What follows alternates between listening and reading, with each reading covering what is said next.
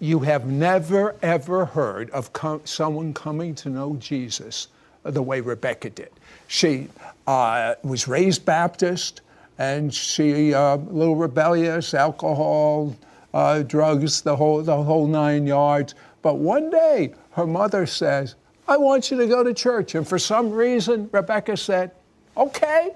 And she goes there, and she knows nothing. She's not saved or anything. And the young kids gravitate towards her. So the youth pastor says, they gravitate towards her. I'll have her as a speaker.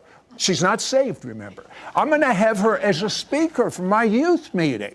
So he asked her, and what did you say? I said, yes.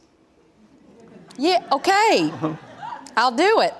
So tell me about it. And when my head just, started saying yes, and I was saying no, and my mom, she was like, no. Don't do it. And, now I think back with the knowledge that I have now of the revelation of God, where was that youth pastor's discernment? Because I was so lost. And but little did I know God had a plan. Well, how would you know what to say? Well, he told me, he said, don't worry about what to say, for the Holy Spirit will give you what to say in the hour that you need to say it. And I said, the youth hey, that's pastor easy. said this? Yes. Okay, and you believed him? Oh, yes, I believed him. Okay. I didn't even take a Bible. All right, so she said, okay, God's going to tell me what to say because my youth pastor told me that. So she's standing up to speak for the group, no Bible, no preparation, not even saved. What happened?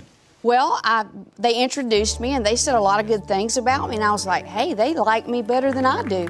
I think I like this place. And when they put me behind the pulpit, and I said, well, your youth pastor said that the Holy Spirit would tell me what to say in the hour that I need to say it. And I said, and he's not here yet. Well, he's not here yet. So what did you say? I just stood there, and everybody looked at me kind of like you are, and I just waited. And I waited. What's everyone doing while you're waiting? Well, the pastor and the youth pastor, they were having a meltdown. And the rest of the church thought it was quite interesting that I didn't have anything planned. So God was really setting me up for the revelatory realm, that he would give me what to say in the hour that I needed to say it, because they didn't need to hear what I had to say. Suddenly, what happened? Suddenly, there was a hot oil from above began to flow, and I felt it cascading down over my head, and then I could feel it running down my body. And by the time it got to my feet, man, all these words shot out of my mouth, and it was ministering to me, but it wasn't me, it was him. And he wants to So she speaks, and then she remembers she saw Billy Graham at a meeting, and Billy said, come. So after she finished speaking, she just copies Billy. She doesn't know what she's doing. She said, come. So they all come forward to get saved, and she doesn't know how to tell them. She's not even saved. What did you do? I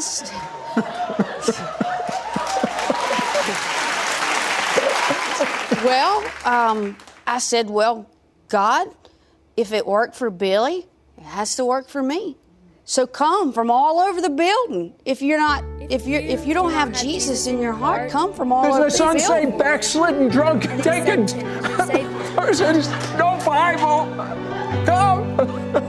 And so the children rushed to the altar. It almost frightened me because they were running towards me, and their parents came, and the chaperones came, and some of the ministers.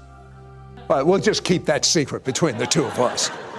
And so the children said, what prayer do we say to be saved, to ask Jesus into our hearts? And I said, I don't know, but if we'll get the pastor down here, we'll all get saved.